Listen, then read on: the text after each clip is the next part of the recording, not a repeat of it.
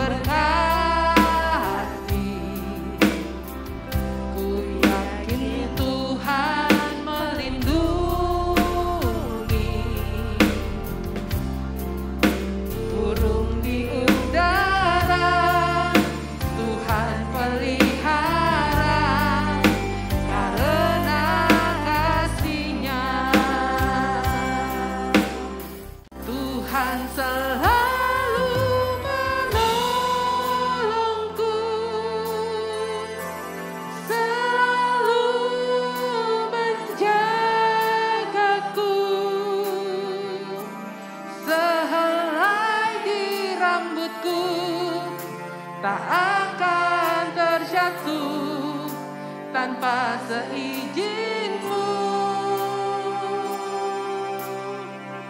Tuhan selalu menolongku, selalu menjagaku. Dia mengenyangkanku dan peliharaku seumur hidupku.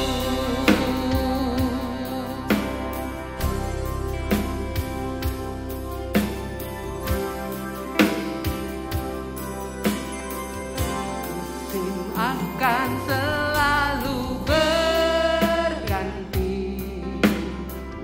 kasih Tuhan tetap abadi,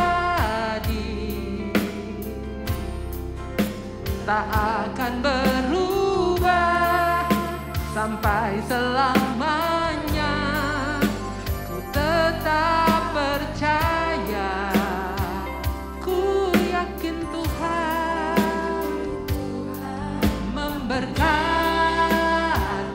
dalam setiap keadaan kita, dalam setiap musim hidup kita. Yesus adalah Allah yang setia. Terima kasih Tuhan. Burung di udara Tuhan pelihara karena kasih-Nya. Tuhan selalu menolongku, selalu menjagaku. Sehelai di rambutku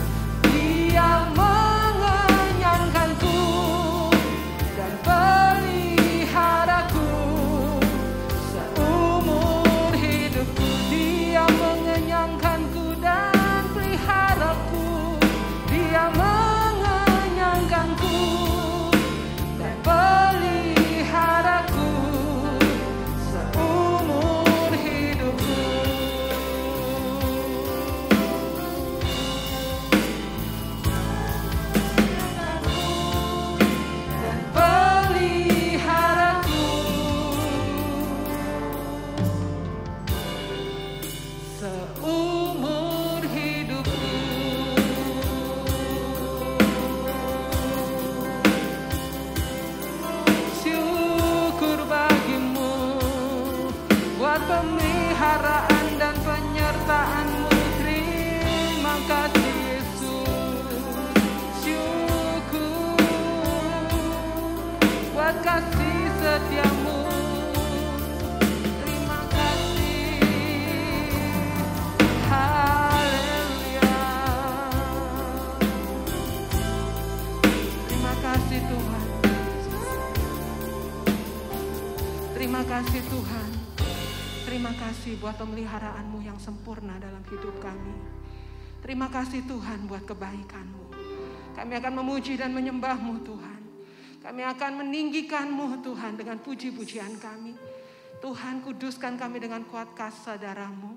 Hanya di dalam nama Tuhan Yesus yang percaya sama-sama kita katakan amin. Shalom Bapak Ibu yang kekasih dalam Tuhan. Shalom. Puji Tuhan ya, kita boleh memasuki bulan Desember, semua karena anugerah Tuhan. Yang mau bersuka cita bagi Tuhan boleh lambaikan tangannya. Amin. Haleluya. Yuk, kita mau naikkan pujian. Kalau oma opa yang lelah boleh duduk ya. Kita mau bersuka cita bersama.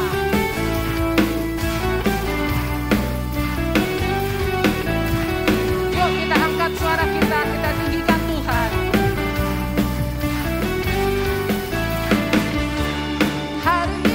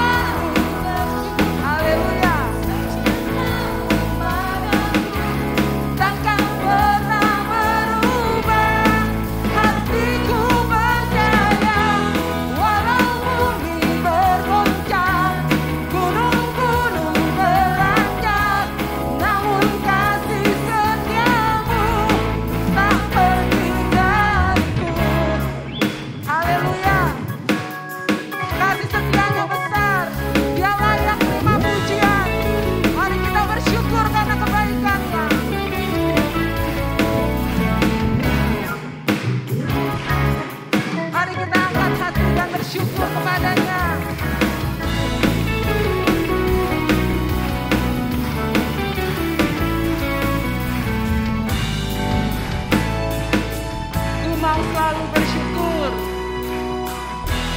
Ku mau selalu bersyukur, sebab cintamu padaku takkan pernah berubah.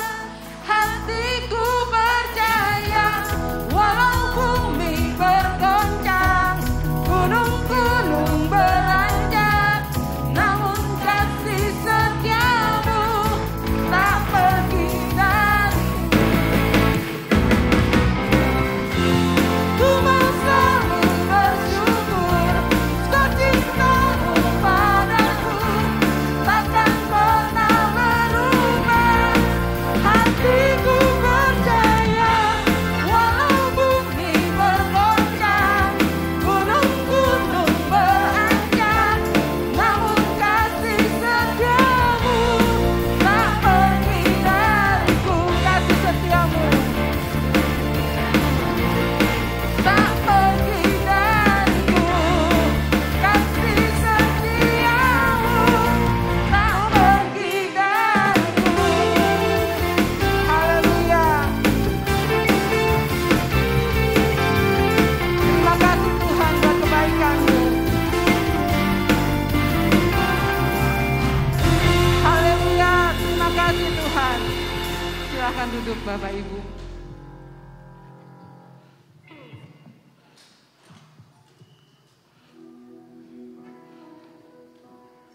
Sungguh satu kemurahan Tuhan kalau kita bisa sampai pada penghujung bulan di tahun 2022. Kita boleh lihat ada ornamen Natal, semua karena kemurahan Tuhan. Amin Bapak Ibu.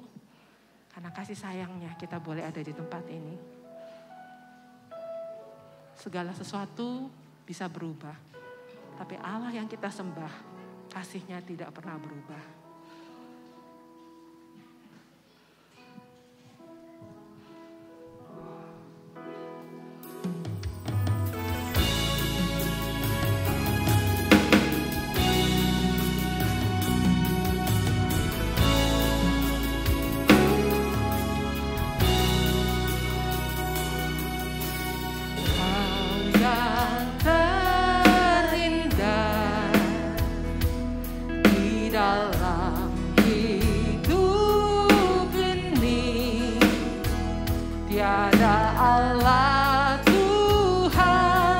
Yang seperti Engkau, besar perkasa, penuh kemuliaan.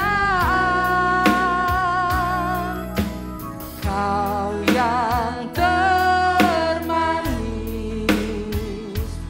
di dalam hidup ini, ku cinta Kau lebih dari segalanya. Besar kasih setiamu kepadaku, ku sembah Kau ya Allahku, ku tinggikan nama-Mu selalu, tiada lutut tak bertelut, menyembah Yesus Tuhan Rajaku.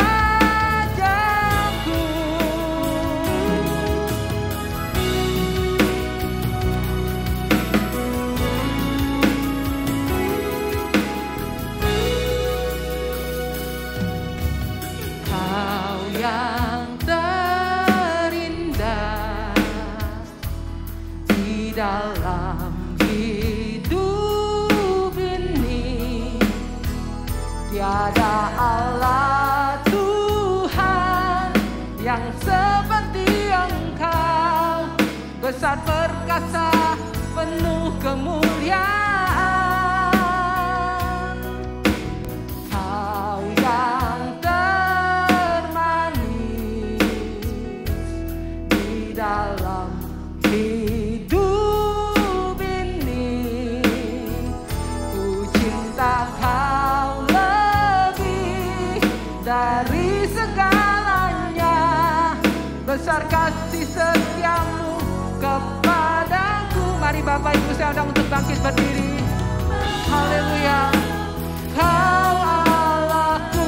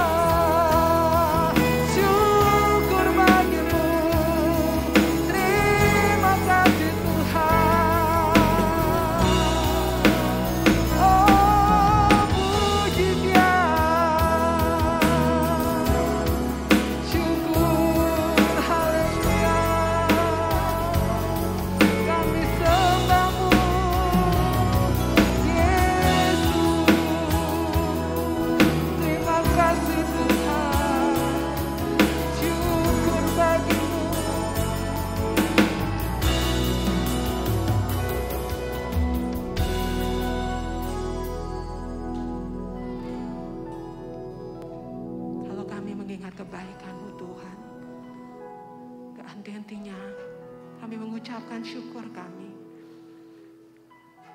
buat setiap nafas kehidupan yang Tuhan berikan. Buat setiap pagi yang Tuhan izinkan kami boleh lalui. Engkau Allah yang baik. Tiada yang seperti-Mu Tuhan. Engkau layak kami sembah. Engkau layak kami tinggikan. Terima kasih Tuhan.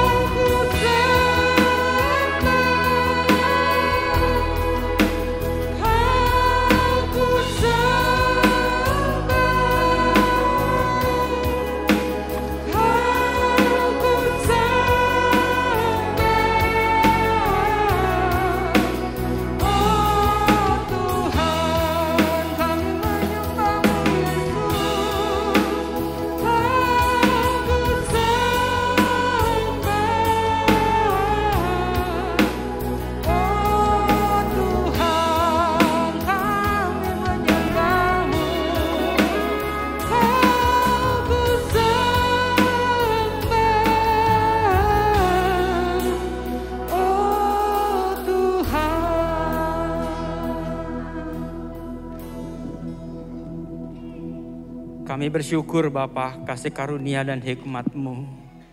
Kalau kami boleh menyembah-Mu di dalam kebenaran.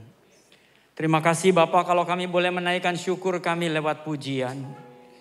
Dan doa kami yang kami panjatkan lewat pujian. Kami tahu Bapa, Engkau adalah Allah yang hidup. Bukan Allah yang tidak bisa mendengar. Bukan Allah yang tidak bisa menjawab setiap doa. Allah yang hidup, yang mendengar, dan selalu menjawab setiap kami. Terima kasih Bapa, kalau kami boleh mendengar firman-Mu hari ini. Buka hati dan pikiran kami, supaya apa yang kami dengar kiranya berkenan kepadamu. Dan biarlah kami boleh menerapkan dalam hidup ini. Sungguh-sungguh menjadi bagian di dalam rancangan Tuhan bagi dunia. Dalam nama Yesus kami mengucap syukur dan kami alaskan doa kami. Amin. Silakan duduk. Shalom. Puji Tuhan. Beberapa bulan ini saya terinspirasi dengan pernyataan Pak Jokowi bahwa tahun depan dunia ini gelap. Itu beberapa saat terus terngiang dalam pikiran saya. Saya mau ingatkan buat kita, dunia boleh gelap, kamu adalah terang. Itu sebabnya kita harus menjadi terang bagi banyak bangsa. Kita harus menjadi terang bagi dunia ini.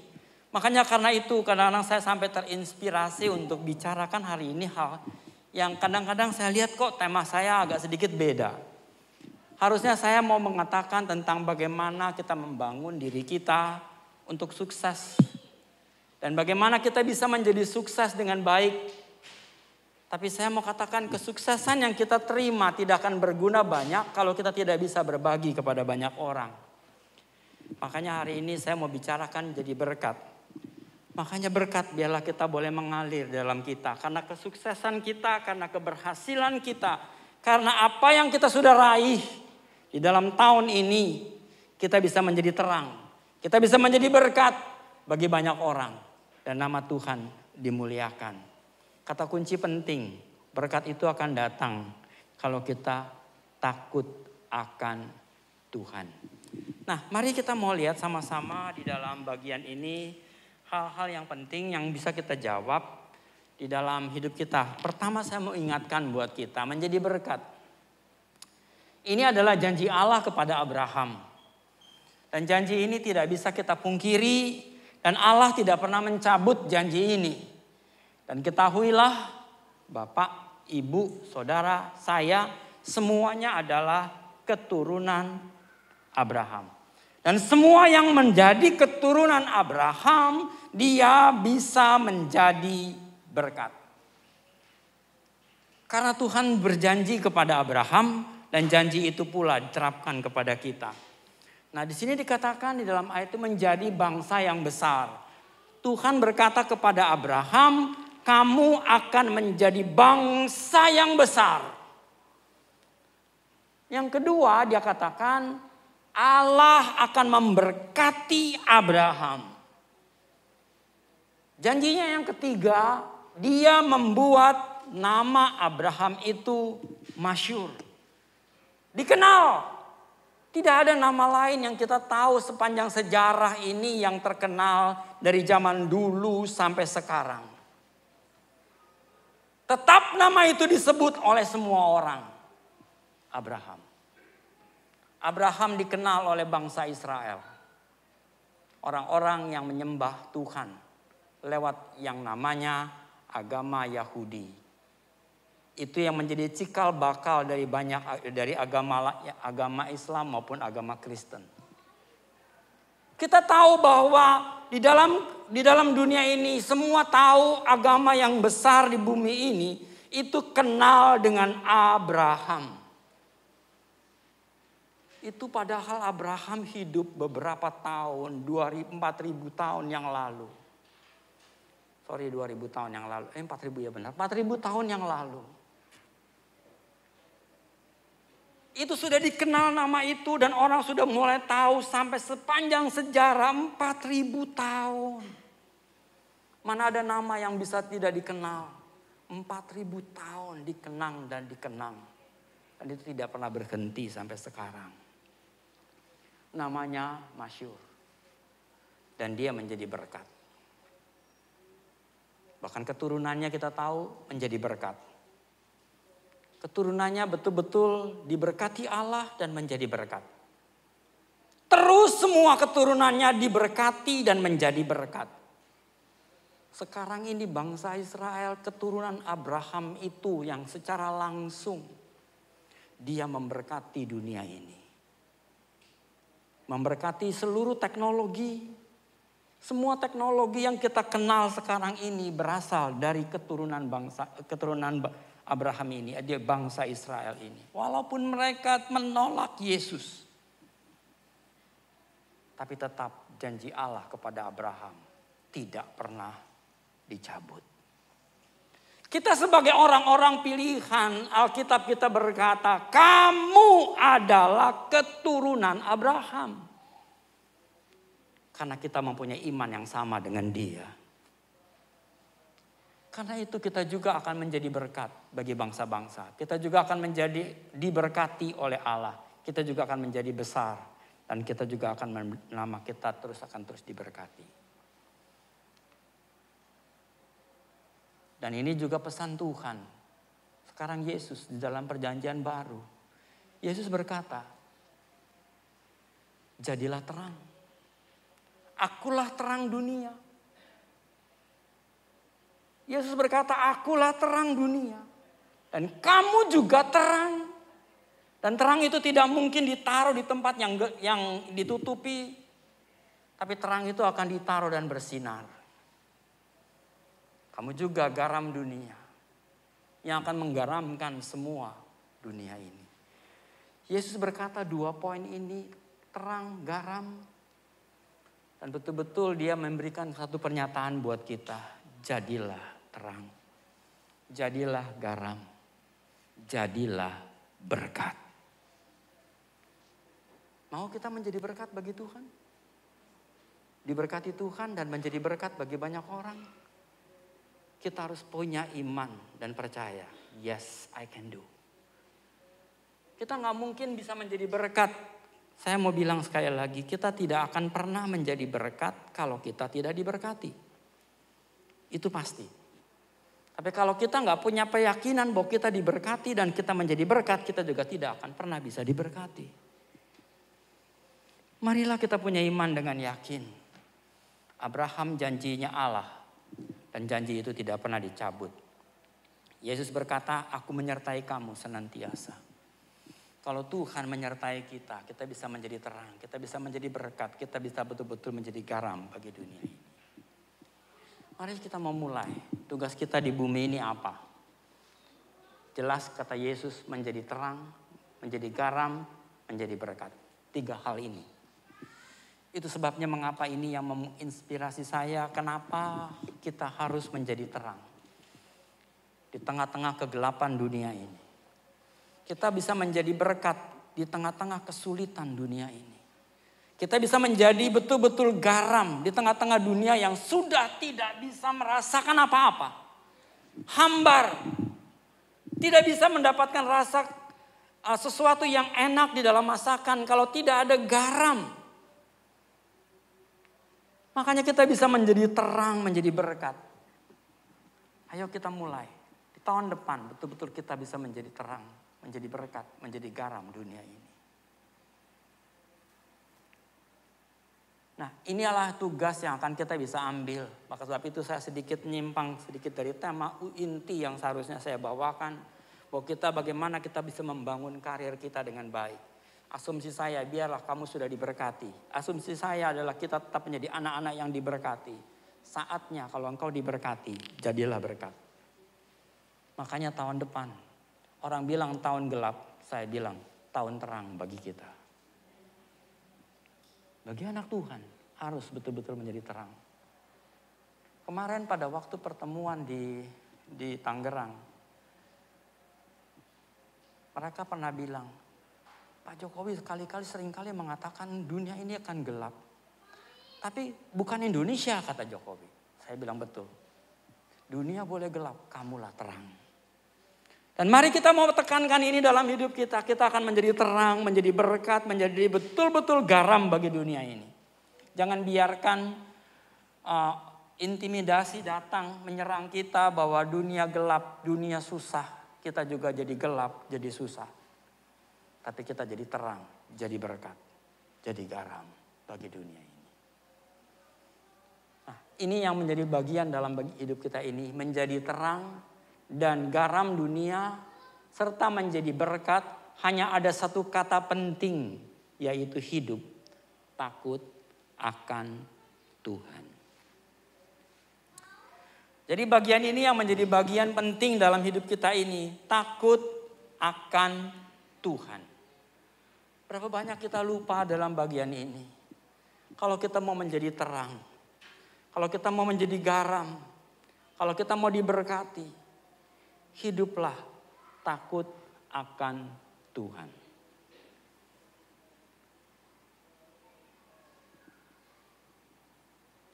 Bagaimana kita bisa hidup takut akan Tuhan? Berkali-kali saya juga tekankan dalam tulisan. Jadi berkat dan jadi terang bagi dunia ini hanya satu, hiduplah takut akan Tuhan. Takut akan Tuhan menjadi poin yang sangat penting dalam kehidupan kita. Mari Bapak kita mau mulai. Bapak dan Ibu jadilah orang-orang yang takut akan Tuhan. Amsal 28 ayat 14. Berbahagialah orang yang senantiasa takut akan Tuhan. Tetapi orang yang mengeraskan hatinya akan jatuh ke dalam malapetaka. Ayat ini bilang takut akan Tuhan. Kalau kamu gak mau hidup takut akan Tuhan, kita keraskan hati kita, maka kita akan jatuh ke dalam malapetaka. Banyak anak Tuhan yang hidup di dalam gejala ini. Hidup susah, penderitaan. Padahal dia harusnya berbahagia. Apapun keadaannya, bisakah kita berbahagia? Ini yang menjadi kata-kata penting. Acap kali fakta yang membuat kita menjadi orang yang tidak berdaya. Acap kali fakta yang membuat kita tidak bisa membuat kita hidup di dalam sukacita. Acap kali fakta yang membuat kita tidak bisa hidup di dalam damai. Ambil contoh yang paling nyata. Kamu tidak tahu apa yang akan kamu makan besok. Apakah kita bisa damai?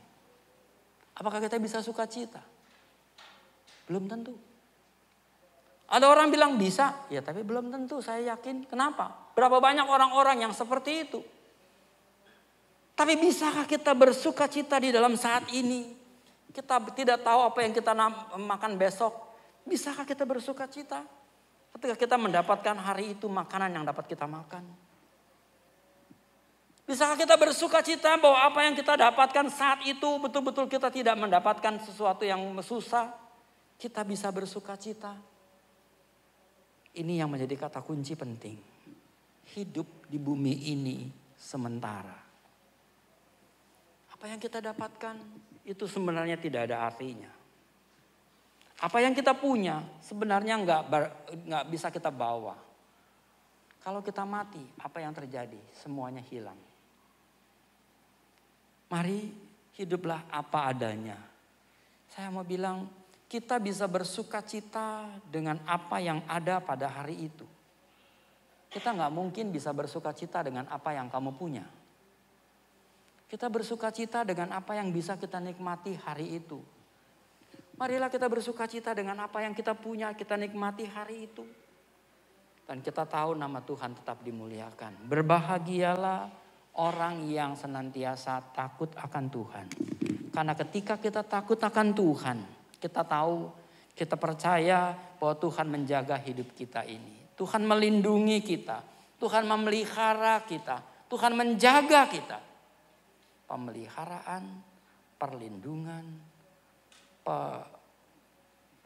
proteksi yang Tuhan berikan buat kita adalah hal yang sangat penting dalam hidup kita ini.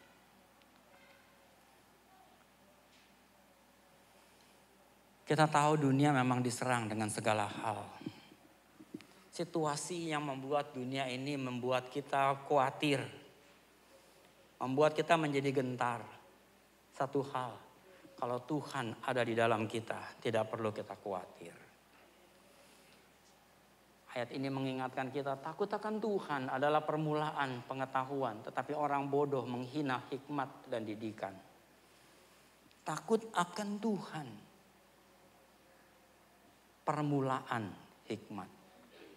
Kita menginginkan sesuatu, pikiran kita menginginkan hal-hal kepandaian, hikmat Tuhan.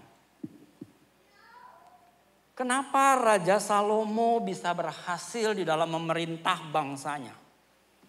Menjadi zaman yang namanya zaman keemasan. Itu di dalam pemerintahan Raja Salomo. Di dalam pemerintahan Raja Daud itu zaman yang namanya kejayaan. Gak ada satu musuh pun berani menentang bangsa Israel. Daud orang yang sangat kuat, makanya sebut kerajaan itu jaya. Kemakmuran hanya dicapai pada masa pemerintahan Salomo. Dan itu sebabnya kalau kita jaya tapi kita tidak bisa menguasai kejayaan itu, kita akan lemah. Itu sebabnya Salomo meminta hikmat dari Tuhan.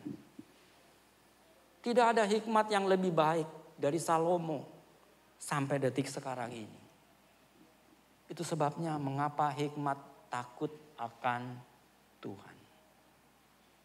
Jadi inilah yang perlu kita pelajari, kita beri hikmat. Banyak orang gak pernah menyadari bahwa hikmat itu datang dari Tuhan. Anaknya Salomo ada 2, yang sebenarnya banyak. Tapi 2 yang terkenal yang kita tahu, Rehabiam dan Yerobiam.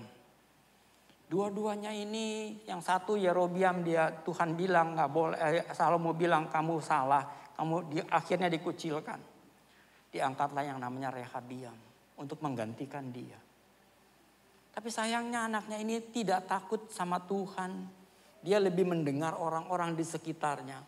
Sehingga pemerintahannya itu terpecah menjadi 2. Nah, marilah Bapak dan Ibu kita menyadari hikmat itu penting. Di dalam mencapai hidup kita ini. Dan hikmat itu datang dari Tuhan. Amsal pasal 8 ayat 13. Kalau kita bisa baca sedikit Amsal pasal 8 ayat 13. Takut akan Tuhan ialah membenci kejahatan. Takut akan Tuhan ialah membenci kejahatan. Sekali lagi, kalau kita takut sama Tuhan, Amsal ini bilang membenci kejahatan. Jangan kita bergaul dengan kejahatan, tapi bencilah. Jadilah hidup, bagaimana kita bisa hidup untuk menjauhi yang namanya kejahatan. Percaya apa yang Tuhan buat atas kita itu adalah baik, betul. Percaya bahwa apa yang Tuhan buat untuk hidup kita ini baik. Kita nggak punya pekerjaan barangkali saat ini, itu baik bagimu. Kita punya pekerjaan hari ini, itu baik bagimu. Kita diberkati hari ini, itu baik bagimu. Kita tidak diberkati hari ini, itu baik bagimu. Jadi dalam kondisi yang sukar ataupun dalam kondisi yang tidak sukar, itu baik bagi kita. Kenapa? Karena kita tidak tahu hari ke depan. Ada banyak orang tidak pernah memahami konsep ini. Seringkali kita lupa ada banyak cerita yang diungkapkan untuk memberitahukan kasus ini. Ada seorang tokoh pemuda. Ini mungkin cerita lama, Anda mungkin sudah mendengar berita ini. Seorang tokoh, ya seorang anak muda yang sedang belajar sekolah di Alkitab. Sekolah Alkitab maksud saya. Dia sedang belajar dan sebelum menyelesaikan studinya, dia harus pergi melakukan misi penginjilan. Dan kemudian ditetapkanlah dia untuk pergi ke Afrika. Orang ini siap katanya, dikasih tahu banyak, wah di sana masih banyak suku-suku itu masih primitif. Dia bilang tidak apa, saya pergi. Ketika dia sedang ketika dia mempersiapkan diri, dia lagi jalan atau bagaimana tiba-tiba terjadi kecelakaan. Kakinya patah. Dan gak bisa dibikin apa-apa. Satu-satu cara dia harus disambung kakinya. Dengan apa? Dengan kaki kayu. Walaupun dia jalan, tapi jalan dia kayaknya normal. Tapi sebenarnya sebagian kakinya kayu. Ditantang lagi, beranikah kamu masing pergi? Yes, gak apa-apa. Berangkatlah orang itu. Sampai di sana betul-betul dia ketemu dengan bangsa yang betul-betul masih primitif. Waktu itu ditantang, siapa yang bisa dan kuat bisa masuk. Dibilang, saya mau masuk ke tempat itu. Dan satu persyaratannya, dia harus kuat. Mereka punya gigi yang sangat kuat. Akhirnya, cobalah. Kalau mau masuk kemari, dia akan dicoba satu persatu. Dan orang-orang mulai gentar dan takut karena dia dicoba. Apakah tangannya boleh digigit, atau kakinya boleh digigit, atau badannya boleh digigit. Yang mana yang kamu anggap kuat? Kasih. Giginya mau digigit. Akhirnya dia maju dan kakinya dikasih gigit. Yang gigit malah giginya patah. Karena kayu. Akhirnya dia bisa masuk. Melakukan penginjilan dan berhasil. Pada mulanya dia merasa kecewa. Kenapa misinya mau pergi ke sono tapi ternyata kakinya mesti patah. Di saat itu baru dia sadar Tuhan punya rencana dalam hidupnya. Supaya dia bisa masuk ke pedalaman dengan baik. Dan setelah itu dia banyak memberitakan kabar baik. Seluruh desa itu percaya kepada Kristus. Bapak dan Ibu, kadang-kadang kita tidak pernah mengerti. Hari ke depan kita. Mungkin kita sedang menderita susah kali ini.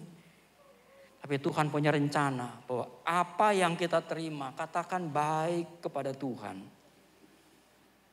Kita tidak diberkati, katakan baik kepada Tuhan. Karena Engkau adalah rancangan yang terbaik untuk hidup kita. Itu kata percaya apa yang Tuhan buat atas kita baik adanya. Abraham tidak pernah sadar, tidak pernah mengerti. Kenapa Tuhan? Aku mengharapkan anak tapi tidak dapat diberi, tidak dikasih. Sampai usiaku tua, aku dapat anak yang kau janjikan. Tapi sekarang kau minta anak ini untuk dikorbankan. Bukankah ini merupakan satu tantangan dan penderitaan yang besar bagi Abraham?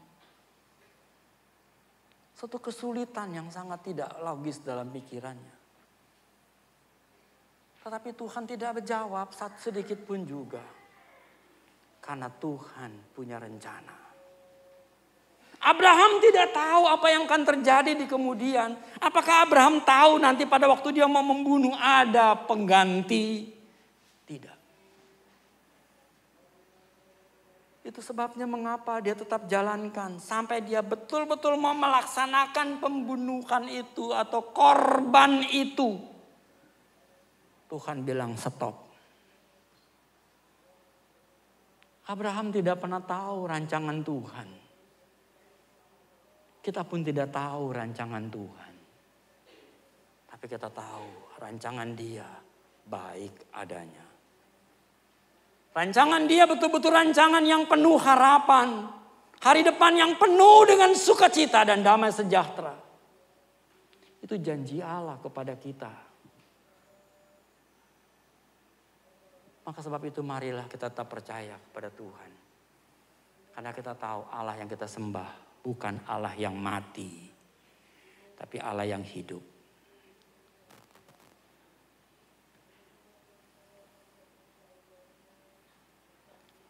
Tetap bersyukur di tengah masalah dan kesulitan. Tetap bersyukur ketika kita menghadapi masalah. Tetap bersyukur ketika kita menghadapi tantangan. Tetap bersyukur di dalam menghadapi banyak hal yang membuat kita tidak berdaya. Inilah yang kita katakan 3 hal ini. Boleh dikatakan ciri orang yang takut akan Tuhan. Takut Tuhan betul-betul kita mempunyai menjauhi kejahatan. Takut Tuhan kita percaya apa yang terjadi dalam hidup kita ini yang baik Tuhan beri. Takut Tuhan adalah tetap bersyukur di tengah masalah dan kesulitan.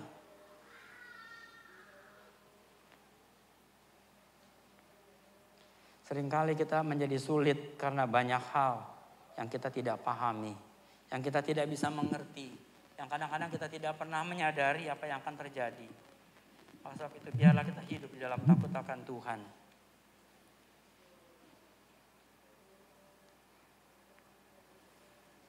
Ini saya ngambil dari satu buku, dari gambar ini cukup menarik.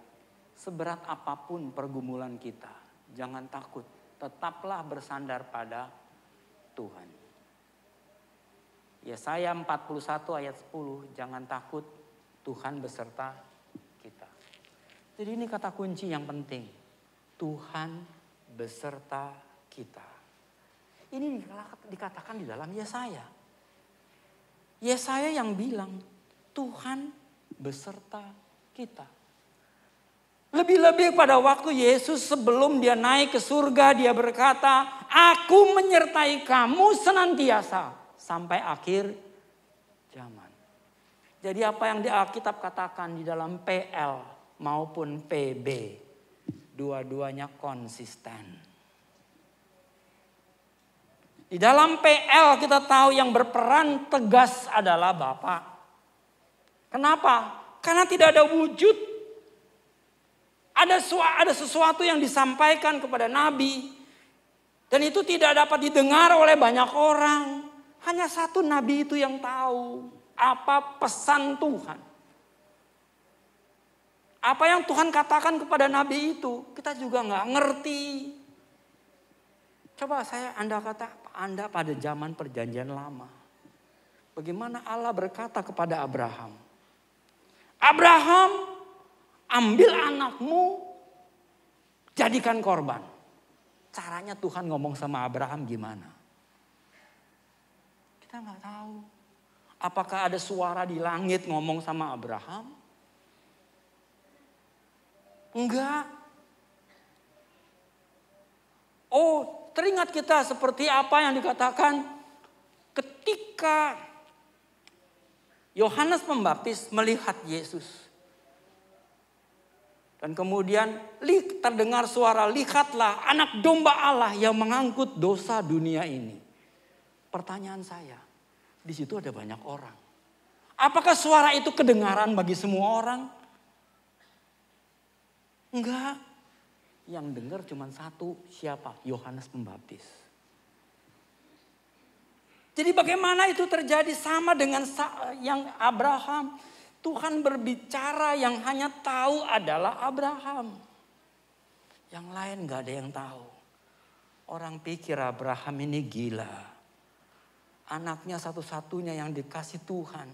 Kalau si Sarah tahu, istrinya tahu, ngamuk gak tuh Sarah? Ngamuk lah, marah lah. Di situ nggak diceritain di mana Sarah. Kapan nggak mencegah Abraham untuk mengkorbankan anaknya? Saya yakin Abraham nggak ngomong sama Sarah. Ayo, nak ikut aku bawa korban, ambil kayu, ambil pisau, ambil pemanti, kita pergi. Korban kita lakukan di sono. Sarah dibilang, mau kemana? Membawa korban kepada Tuhan. Saya mau ajak anaknya ini Ishak, ikutlah. Sarah pikir ya sudahlah korban, anaknya bantu bawa barang. Kalau dia tahu, mesti marah, mesti mencegah, gak mungkin kagak.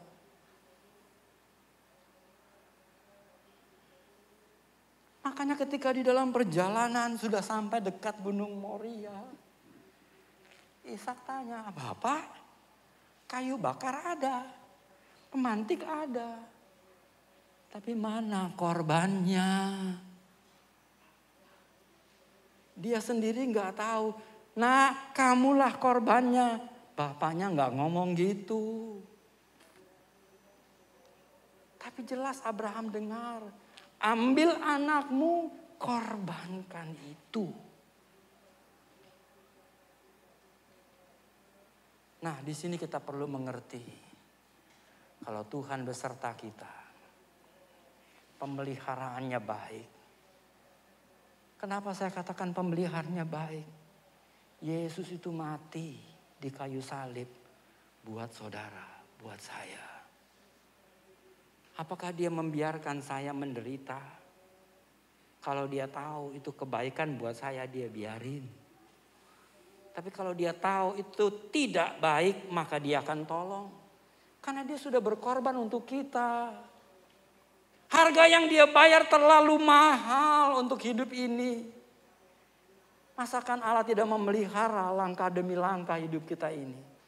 Makanya di dalam perjanjian lama dikatakan Allah yang berbicara kepada umatnya hanya kepada satu orang yang dia mau ajak bicara. Tetapi sekarang kita tahu Yesus berbicara kepada kita jelas dalam wujud manusia.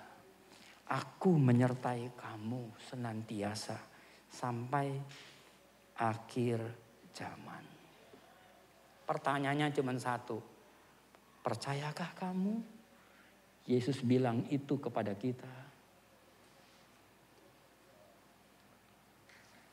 Berkat bagi orang yang takut Tuhan itu apa? Ini yang pertama, pemeliharaan Tuhan. Mazmur 34.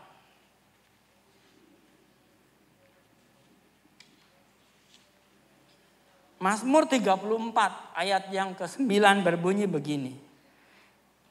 Kecaplah dan lihatlah betapa baiknya Tuhan itu.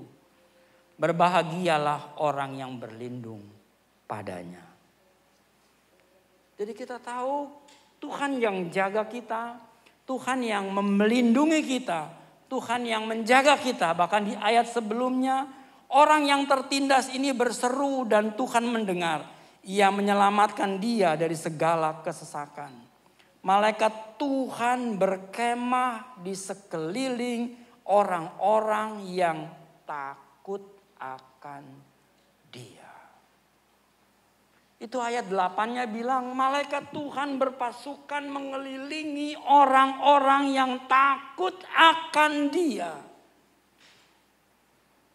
Jadi Tuhan pelihara, Tuhan jaga, Tuhan lindungi. Dia memelihara, dia menjaga, dia melindungi anak-anaknya.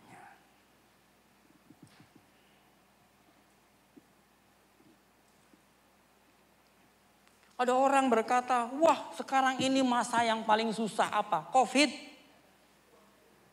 Ada orang bilang, oh harus vaksin. Aduh kok sampai lupa nih parah nih. Disuruh vaksin, nggak mau divaksin. Kenapa? Tuhan menjaga katanya. Sekali, dua kali, vaksin 1, vaksin 2, vaksin 3. Nggak mau. Kenapa? Karena Tuhan menjaga. Dia pikir begitu. Kalau saya ada di situ saya ngomong, kamu keluar nggak pakai masker, apa pakai masker? Jawab. Kira-kira dia jawab apa? Pakai masker. Kenapa pakai masker? Kan Tuhan jaga. Paham maksud saya? Kan Tuhan jaga, Tuhan lindungi. Kamu pasti nggak kena dong. Tapi kenapa pakai masker? Seringkali kita lupa pemeliharaan Tuhan ada. Sekalipun kamu kena, jangan berarti Tuhan tidak jaga. Kamu paham maksud saya? Sekalipun kita kena gak menjadi masalah, bukan artinya Tuhan tidak melindungi, Tuhan tidak menjaga. Gue udah pakai masker, gue udah divaksin, tapi kena juga. Ya gak apa-apa. Bukan berarti Tuhan tidak menjaga. Mungkin Tuhan mau memberikan kamu kekuatan vaksin yang lebih tinggi. Seringkali kita lupa apapun yang terjadi. Pemeliharaan Tuhan atas hidup kita ini terlalu tinggi. Kita jangan pernah memandang rendah akan segala sesuatu. Marilah kita tetap percaya bahwa pemeliharaan Tuhan tetap eksis dalam hidup ini. Orang yang sudah kena vaksin, yang kena COVID, jangan pikir Tuhan gak jaga. Salah besar. Tetap Tuhan pelihara. Saya berkata, karena Tuhan mau kasih kamu vaksin yang lebih hebat lagi dari vaksin yang sudah ada. Yaitu imun tubuh kita menjadi lebih kuat. Jadi jangan pikir, oh yang belum kena, wah Tuhan tetap jaga. Jangan dulu, bukan itu. Jangan kamu bangga, jangan kamu merasa hebat, no. Karena Tuhan tahu kamu terlalu lemah. Kalau kena, kamu jadi bahaya. Paham maksud saya? Tuhan melindungi segalanya, baik yang kena maupun yang tidak. Tetap pemeliharaan Tuhan luar biasa. Jangan bangga yang tidak kena, jangan bangga yang kena. Semuanya tetap sama, pemeliharaan Tuhan luar biasa.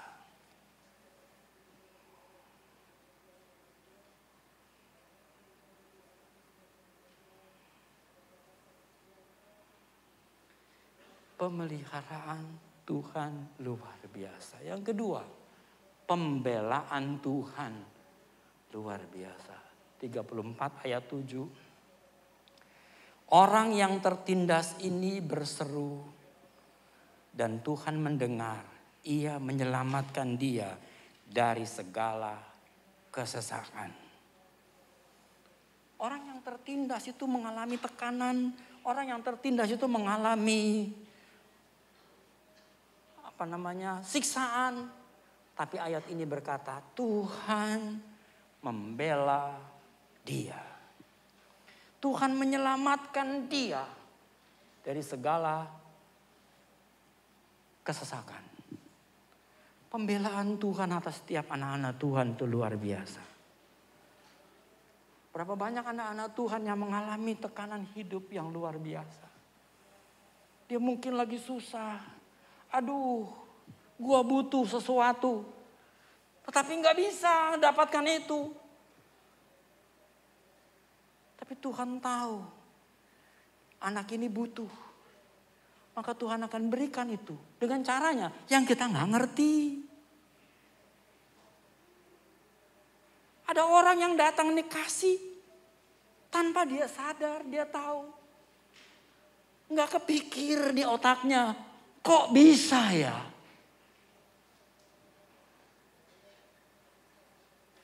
Mau masuk sekolah, gak punya duit buat bayar uang pangkal. Terus gak berdaya. Di dalam kesesakannya Tuhan tahu orang ini butuh. Ada orang yang bayarin. Kita gak tahu sekali lagi. Bukan berarti kalau begitu ya gue santai-santai aja. No, Tuhan tahu yang terbaik bagimu. Sekalipun kita di dalam kesulitan, Dia melepaskan kita dari kesulitan. Kenapa? Karena pemeliharaan Tuhan. Karena pembelaan Tuhan. Hidup takut Tuhan. Yang ketiga, menerima kekayaan, hormat dan pujian. 22 ayat 4, Amsal 22 ayat 4. Ayatnya bilang begini. Ganjaran kerendahan hati dan takut akan Tuhan adalah kekayaan, kehormatan dalam hidupnya. Di dalam kehidupan dia, Tuhan memberikan ganjaran. Apa itu ganjaran? Ya, yang dia dapatkan. Apa itu yang dia dapatkan? Kekayaan, kehormatan. Kehidupan yang ketiga. Dia dapat kekayaan, dia dapat kehormatan, dia dapat hidup. Apa yang dicari manusia? Hidup. Hidup yang kekal. Kalau boleh aku mau hidup 1000 tahun lagi. Itu kan ungkapan dari para orang-orang yang seniman. Aku mau hidup 1000 tahun lagi. Maksudnya apa? Forever. Ada, Bapak mau hidup lama, dikasih Tuhan, hidupnya lama. Kita udah bongkok barangkali, jalannya begini. Susah, mau lompat gak bisa. Mau makan gak enak, makan yang enak gak bisa. Di depan makanan ada makanan enak-enak. Sebut apa sih? Babi, apa sih makanan yang paling enak? Babi? Apa? Ayo sebutin yang enak. Di depan matamu ada makanan itu.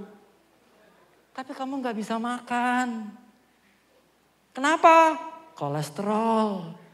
Kenapa? Darah tinggi. Kenapa? Macam-macam. Gak punya duit, bisa bayar. Tapi gak bisa makan. Sedih.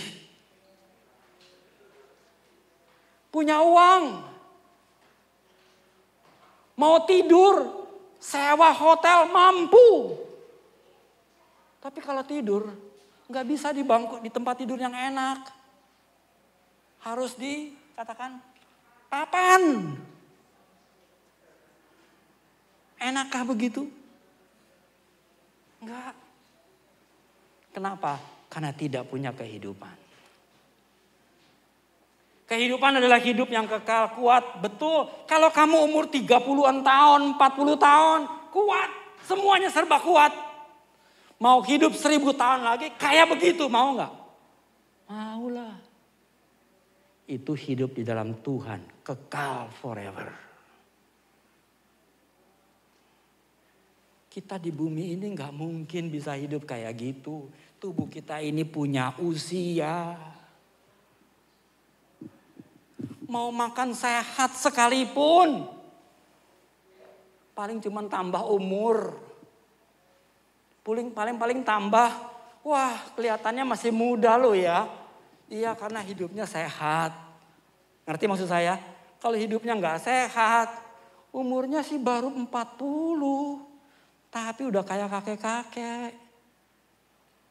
Umurnya sih udah 50. Tapi udah kayak umur 80. Umurnya baru 70. Tapi kayak 50-an. Beda gak? Karena hidup sehat.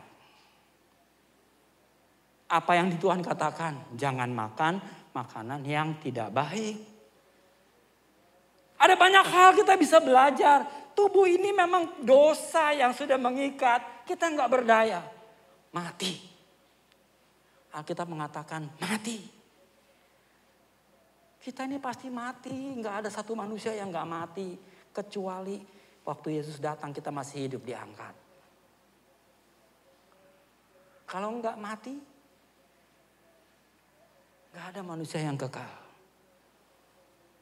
Karena dosa. Firman Tuhan bilang, barang siapa yang makan buah ini pasti akan mati. Hidup kekal, Yesus berkata, sekalipun engkau mati, engkau akan hidup. Di mana? Di dalam Dia. Sekalipun aku mati, aku akan hidup. Makanya Paulus berkata, kematian adalah keuntungan bagiku. Hidup adalah untuk Dia. Kita sekarang ini hidup, bisakah kita berkata untuk Dia?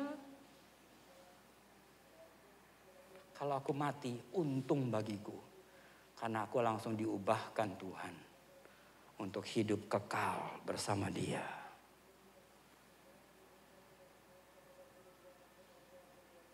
Yang sakit-sakit, yang udah gak berdaya.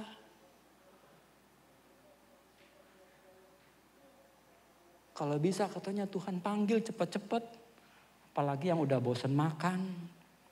Ada yang bosan makan gak di sini? Perhatikan baik-baik, itu hal yang penting buat kita sadari. Mau hidup kita ini sementara.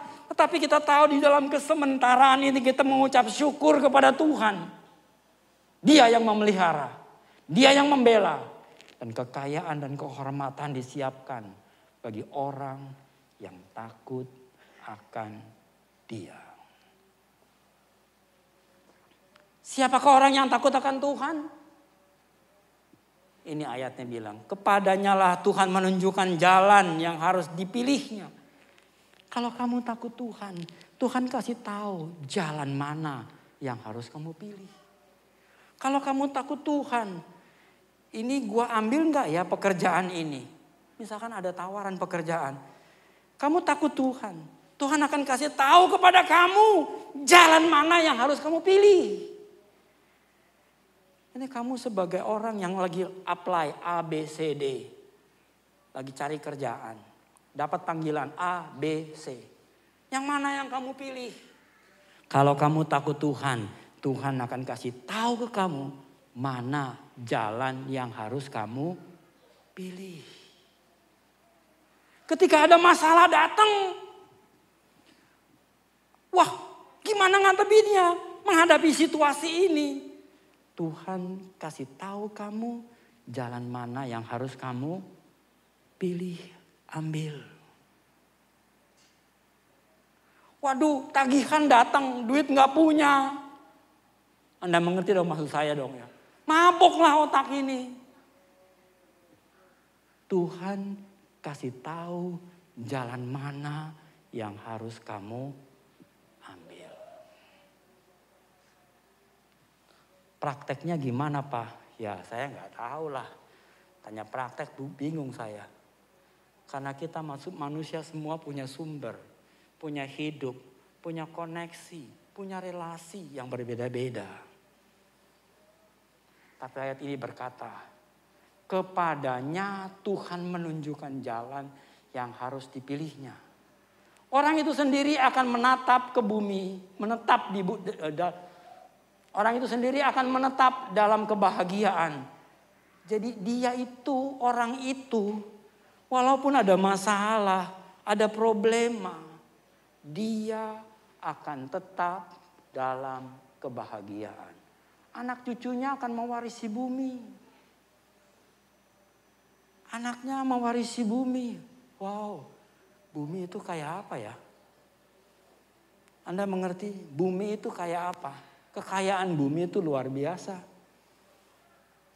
Makanya nggak ada makhluk di tempat lain, cuma di bumi. Bumi ada kehidupan. Di tempat lain belum tentu ada. Ada Pak di Mars, coba aja cari ke sono. Saya yakin nggak ada. Alkitab bilang nggak ada. Cuma di bumi. Yang Allah siapkan tuh cuma di bumi. Allah nggak menyiapkan di planet Mars. Mars jadilah terang. Mars pisahin laut sama daratan. Di hidup ada binatang di laut, ada binatang di darat. Gak ada di Mars, Tuhan gak ngomong begitu. Tuhan hanya ngomong di bumi. Ketika dia di bumi, pisahin air dan daratan. Ada binatang di laut, ada binatang di darat, ada binatang di udara. Itu Tuhan lakukan di bumi. Bukan di tempat lain. Makanya kita di bumi disiapkan untuk menjadikan anak Tuhan Adam di bumi. Dia nggak ciptain Adam di mana-mana. Ada tafsiran Adam dibuat di sorga. Alkitab nggak ngomong. Jangan percaya.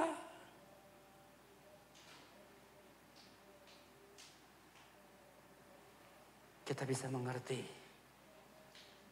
Allah mau kita hidup dalam bahagia, sukacita. Sekalipun dalam penderitaan, Kristus menjanjikan sukacita. Ada jalan keluar yang Dia siapkan dalam setiap masalah dan situasi.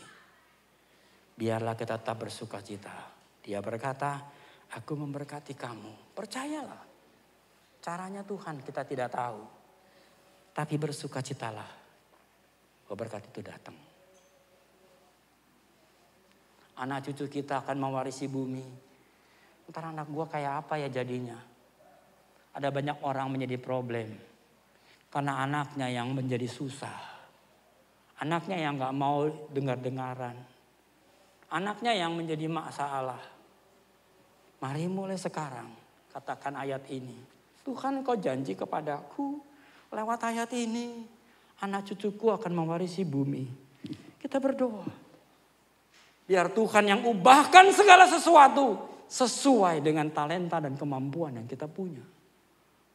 Allah berjanji dan Dia akan menggenapkannya. Berapa banyak kita khawatir dalam hidup ini.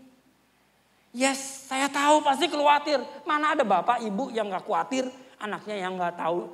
Waduh, gimana nanti anak gua nih? Sekolah gak mau sekolah. Anda tahu banyak Kak? Banyak. Saya gak bisa tutup mata. Ada keluarga-keluarga yang punya anak-anaknya yang main get melulu. Apa sih get ya? Tahu dong ini main ginian terus disuruh sekolah gak mau. Belajar, boro-boro belajar. Susahnya setengah mati. Bagaimana dengan hari depannya? Kita gak tahu. Tapi mulai sekarang kita berdoa sama Tuhan. Pegang ayat ini. Tuhan, Engkau berjanji kepada aku bahwa anak-anakku akan mewarisi bumi. Kita berdoa minta Tuhan. Kita tahu kita udah gak bisa. Aku udah gak mampu menjaga anakku. Aku salah Tuhan. Kita ngomong sama Dia terang-terangan. Gak ada manusia yang gak bisa. Kita ngaku sama Tuhan. Gua salah. Gak bisa didik dia dari mula. Dulu gue gak tahu. Siapa yang mau disalahin? Kita gak tahu. Dulu kita gak memperhatikan. Mungkin itu sebabnya barangkali. Bilang sama Tuhan. Dulu saya gak bisa jagain Tuhan. Ampuni saya. Biarlah jadi menurut kehendak-Mu anak itu yang terbaik. Biar dia mewarisi baik. Ini aku. Biarlah aku mau hidup takut Tuhan.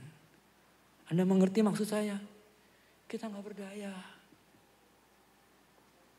Tetapi di dalam ketidakberdayaannya kita punya hope, harapan. Harapan itu kita pegang. Orang akan lemah tanpa harapan. Tapi dengan harapan kita menjadi kuat. Tuhan bergaul karib dengan orang yang takut akan Dia. Bergaul karib. Anda tahu bergaul karib? Itu dekat. Henokh bergaul karib dengan Tuhan. Diangkat. Mari kita mau bergaul karib dengan Tuhan. Waktu tiap hari kita berdoa. Bersekutu. Baca Alkitab. Renungkan firman-Nya. Yakin dengan Tuhan. Bersekutu di dalam Dia. Jangan lupakan pergaulan dengan Tuhan. Karib. Kalau kamu karib dengan orang, pasti ketemu dengan orang itu tiap hari. Ayo karib dengan Tuhan, ketemu dengan Tuhan tiap hari. Ayat ini bilang lagi apa? Tuhan bergaul karib dengan orang yang takut akan Dia. Dan perjanjiannya diberitahukannya kepada mereka. Maka Tuhan akan kasih tahu apa yang Tuhan janji kepada kita. Kita nggak tahu, banyak hal kita nggak tahu. Coba tanyalah pada dirimu sendiri sekarang. Apa janji Tuhan kepada kamu? Kalau sekarang tahu janji Tuhan diberkati. Begitu kan?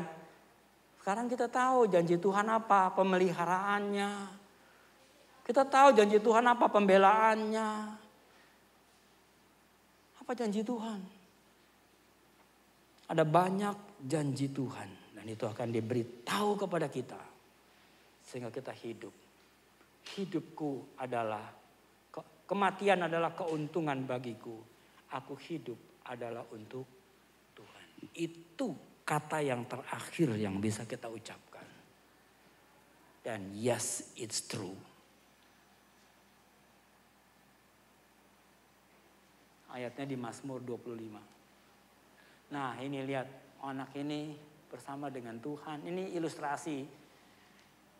Ini ada binatang buas barangkali. Dia mau tenang-tenang aja ketawa-ketawa. Ini orang siap memukulin dia. Tapi dia tenang-tenang aja jalan. Sana ada Tuhan. Ini ada bahaya barangkali. Dia mau tenang-tenang aja. Ada gambar lain satu lagi. Ada burung berkicau di atas badai. Badai besar. Burung itu berkicau. Kwik, kwik, kwik. Di tengah-tengah badai yang begitu besar. Dia bawa pohon. Ranting. Dia berkicau. bicara tentang segala macam tantangan dalam hidup ini. Kalau Tuhan beserta aku tidak pernah khawatir. Takut akan Tuhan artinya apa? Melakukan kehendak-Nya. Takut akan Tuhan bicara dalam Pengkhotbah 12 ayat 13. Akhir kata dari segala yang kudengar ini ialah takutlah akan Allah dan berpeganglah pada perintah-perintahnya, karena ini adalah kewajiban semua orang. Saya senang ayat ini adalah bagian yang paling akhir dari kitab Pengkhotbah. Kitab Pengkhotbah ditulis oleh Salomo pada waktu masa tua. Jadi ayo peganglah perintah Tuhan. Takutlah akan Dia. Itulah kewajiban bagi setiap orang yang mau diberkati, yang mau dilindungi, yang mau dipelihara, yang mendapatkan kekayaan, kehormatan, dan kehidupan. Hanya orang yang takut akan Dia. Amin. Mari kita berdoa.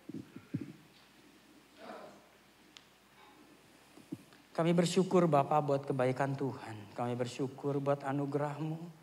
Kami bersyukur buat kasih karunia dan hikmat Tuhan yang diberikan kepada kami. Bapa, hari ini kami sudah mendengar firman-Mu. Berikan kami kekuatan supaya kami bisa menerapkannya dalam hidup ini. Ajar kami untuk dapat melangkah sesuai dengan rancangan Tuhan. Ajar kami mengerti apa yang menjadi kehendak-Mu. Supaya kami boleh punya kekuatan. Dan kami hidup di dalam takut akan Tuhan. Terima kasih Bapa. Berkati umat-Mu semua yang hadir ini. Dan nama Tuhan dimuliakan. Dalam nama Yesus kami sudah berdoa. Amin. Amin.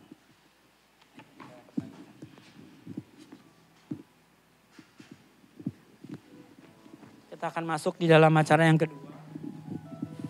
Yaitu perjamuan kudus. Kita akan masuk acara yang kedua, perjamuan kudus. Sebelumnya saya ajak para pelayan Tuhan boleh ke depan. Umat Tuhan yang hadir boleh berdiri, kita sama-sama mau berdoa. Agar supaya roti dan anggur yang akan kita ambil ini boleh memberikan dampak di dalam kehidupan kita. Karena ketika kita makan roti dan anggur ini, kita memberitakan kematian dan kebangkitan Kristus. Kita berdoa. Bapa di surga, kami datang padamu. Di hadapan kami ada roti dan anggur yang melambangkan tubuh dan darah Kristus. Biarlah ini boleh kami ambil bersama di dalam perjamuan ini. Karena Engkau yang memerintahkan kami, lakukanlah untuk memperingati akan Engkau. Bapa, biarlah lewat perjamuan ini boleh kami diteguhkan. Kami dikuatkan dan kami boleh menjadi satu tubuh Kristus yang menyatu dengan kami. Terima kasih Bapa, ampuni kesalahan kami supaya kami boleh layak mengambilnya. Berkati setiap kami yang menerimanya dan nama Tuhan terus dimuliakan. Segala puji dan hormat kami kembalikan kepadamu. Di dalam nama Yesus kami mau sambut semua ini dan kami alaskan doa kami. Amin. Amin. Silakan duduk.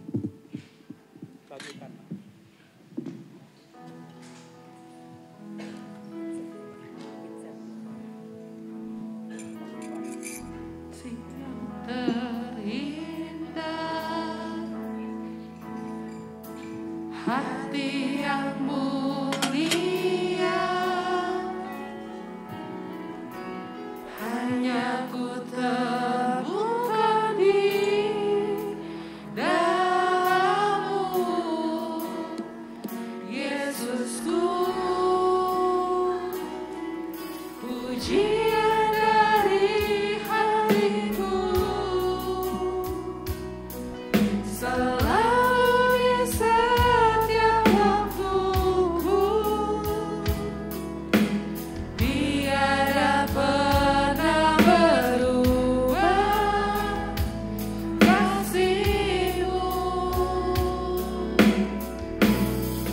karya terbesar dalam hidup.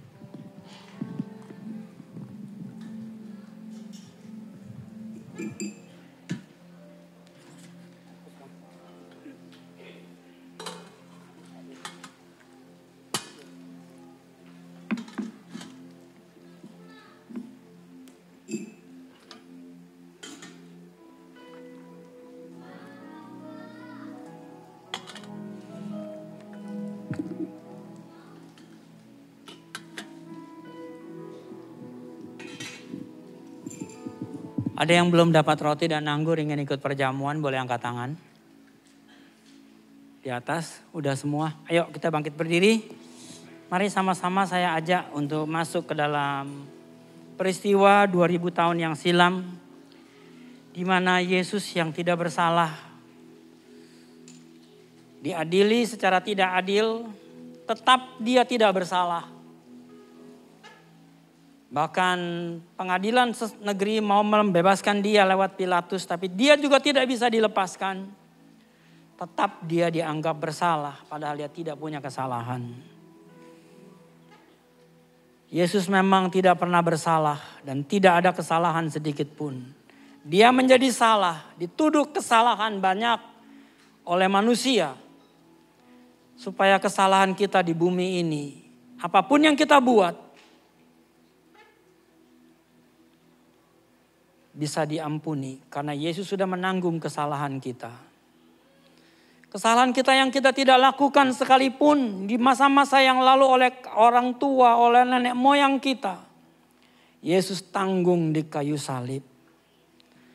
Supaya kita dibenarkan karena kebenaran Kristus kita miliki. Kesalahan kita ditanggung Yesus. Dialah substitusi atau pengganti kita. Karena itu dia mengambil roti. Anda boleh buka sama-sama roti yang kita sudah buka. Dia berkata, inilah tubuhku yang dipecahkannya bagi kamu.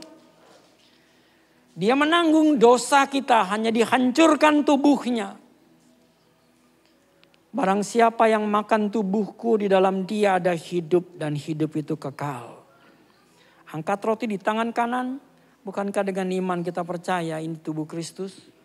Kita makan bersama dalam nama Yesus.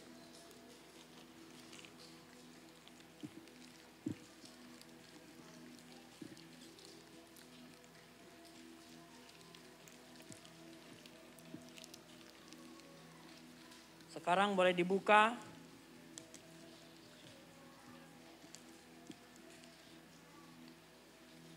Yesus mengambil cawan dan berkata, inilah darahku, darah perjanjian. Yesus mau mengatakan kepada kita bahwa darahnya yang tertumpah di kayu salib. Darah perjanjian. Yang mengadakan perjanjian baru dengan kita. Bahwa kita akan menjadi satu tubuh dengan Kristus. Darahnya yang mengikat kita menjadi satu bagian yang tidak bisa dipisahkan oleh apapun juga.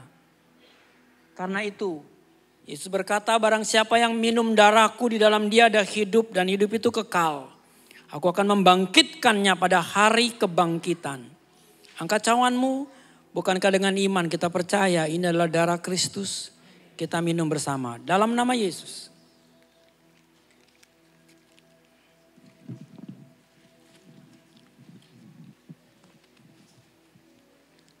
Sekarang dalam tubuhmu mengalir tubuh dan darah Yesus yang membuat kita menjadi satu tubuh. Tubuh Kristus. Satu umat pilihan Tuhan. Satu bangsa yang rajani. Umat kepunyaan Allah. Imamat yang rajani. Bangsa yang kudus. Agar supaya kita memberitakan betapa besar karya Tuhan yang dikerjakannya di dalam kita. Karena itu, mari kita mau berdoa. Tuhan, inilah kami, umat yang Kau kasihi. Biarlah kami boleh mengabarkan betapa besar karya Tuhan yang Kau kerjakan di dalam kami. Karena itu kami mohon kemurahan-Mu. Kalau kami ada yang sakit, jamahan tangan Tuhan di dalam nama Yesus. Jadilah dia sembuh dan kuat. Amin. Sehingga dia bisa memberikan kesaksian bagi banyak orang. Amin. Kristus yang hidup di dalam dia. Terima kasih Bapa, kuatkan mereka yang lemah. Bangkitkan spirit mereka yang di dalam kesulitan. Mereka-mereka yang sedang mencari yang menghadapi masalah. Biarlah Tuhan kasihkan solusi yang terbaik. Dan mereka boleh hidup di dalam kemenangan. Terima kasih Bapa, inilah umat-Mu, jadikan mereka bangsa yang terpilih. Imamat yang rajani milik Tuhan. Terima kasih Bapa, dalam nama Yesus kami berdoa. Amin. Amin. Terima kasih Yesusku, terima kasih Yesusku. Puji syukur hanya bagi Tuhanku. Terima kasih Yesusku, terima kasih Yesusku. Puji syukur hanya bagi Tuhanku. Terima kasih Yesusku, terima kasih Yesusku. Puji syukur hanya bagi Tuhanku. Terima kasih Yesusku, terima kasih Yesusku. Puji syukur hanya bagi Tuhanku. Terima kasih Yesusku, terima kasih Yesusku. Puji syukur hanya bagi Tuhanku. Terima kasih Yesusku, terima kasih Yesusku. Puji syukur hanya bagi Tuhanku. Puji syukur hanya bagi Tuhanku. Puji syukur hanya bagi Tuhanku.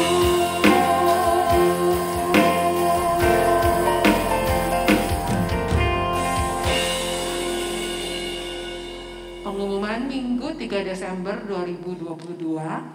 Gereja Kristen Pantekosta Yerusalem mengucapkan terima kasih untuk pelayanan Bapak Pendeta Jonathan Lukas. Tuhan Yesus memberkati. Yang pertama ada tumpengan akhir tahun pelayan GKP Jatinegara. Sebagai bentuk apresiasi dan ucapan syukur atas pelayan yang sudah ditabur, kami mengundang Bapak Ibu untuk hadir fellowship dalam acara tumpengan akhir tahun pelayan GKP Jatinegara pada tanggal 4 Desember setelah ibadah. Pengumuman yang kedua, pencarian dana Natal. Dibutuhkan dana Natal 22 dan tahun baru 23 adalah sebesar 39.570.000 per tanggal 19 November sudah terkumpul 16.300.000, masih ada kekurangan 23.270.000. Bagi Bapak Ibu yang mau menabur dapat menghubungi seksi dana yaitu Ibu Cingcing. Yang ketiga, pendaftaran kehadiran jemaat di ibadah perayaan Natal 2022. Sehubungan dengan keterbatasan kapasitas kursi jemaat ibadah perayaan Natal, untuk menjaga protokol kesehatan, gereja hanya menyediakan 240 kursi. Karena itu mohon Bapak Ibu yang ingin hadir Natal untuk wajib untuk daftar anggota keluarga yang sudah pasti hadir. Untuk update kapasitas kursi yang saat ini masih ada 169 kursi. Gereja sudah membuka stand pendaftaran, nanti bisa langsung mendaftar di sekretariat gereja. Demikian pengumuman yang disampaikan. Saya undang Bapak Ibu untuk bangkit berdiri. Kita akan masuk dalam doa tutup dan berkat.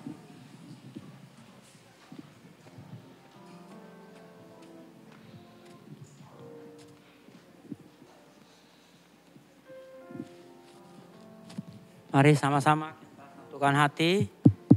Kita mau berdoa buat mengakhiri ibadah ini.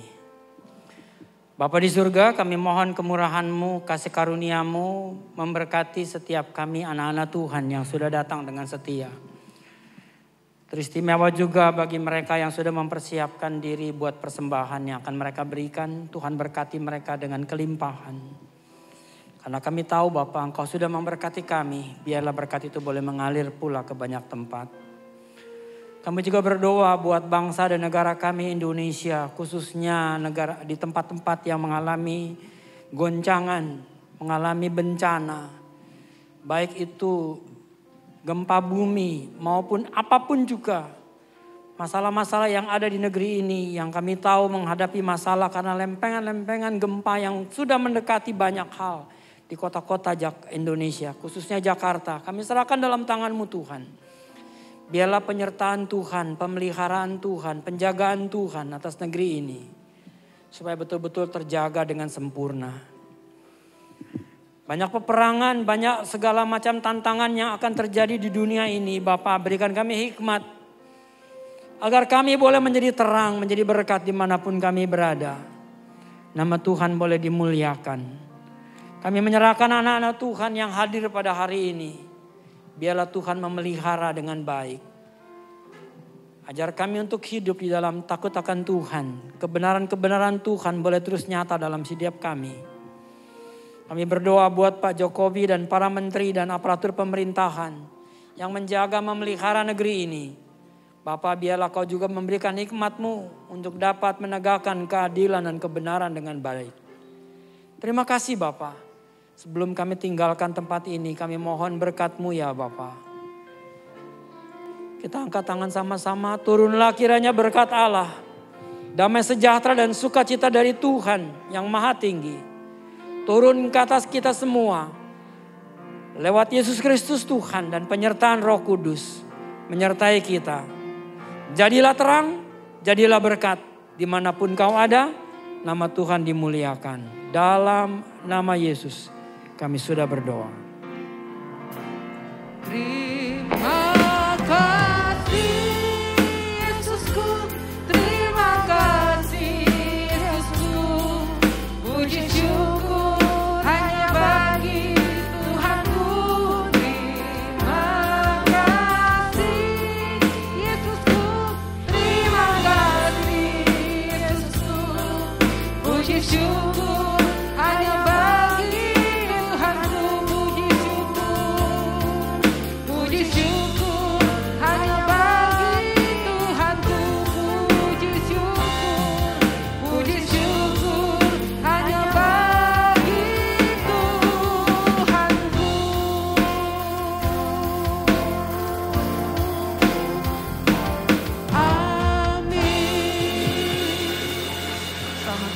Tuhan.